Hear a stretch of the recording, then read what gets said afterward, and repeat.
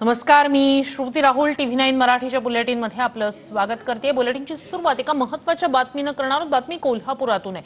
Corona नंतर आता कोल्हापुरात डेंग्यू आणि चिकनगुनियाचा उद्रेक दिसतोय।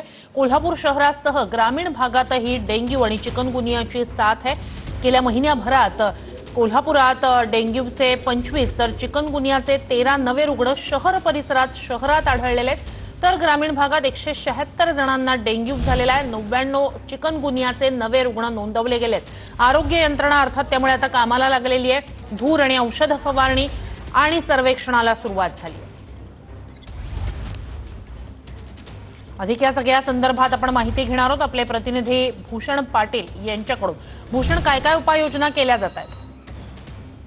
खरं तर एका बाजूला कोल्हापूर जिल्ह्यामध्ये कोरोनाची दुसरी लाट येण्याची शक्यता निर्माण झालेली असतानाच आता डेंग्यू आणि चिकनगुनियानं देखील डोकं वर काढले असं म्हणायला लागेल।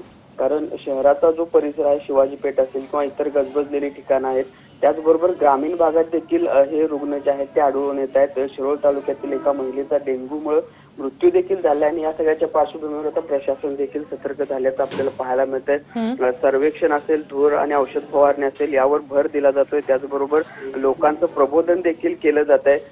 कारण हवामानातील बदलामुळे हे सगळे हा रोग जो आहे तो आता पसरायला सुरुवात झालेली आहे आणि यामुळे लोकांचं आरोग्य कुठेतरी धोक्यात येऊ नये याची खबरदारी जी आहे ती आता प्रशासनाकडून घेतली जात असल्याचं पाहायला मिळतं। निश्चितच अपडेट्स घेत राहू। सुर्तास धन्यवाद भूषण।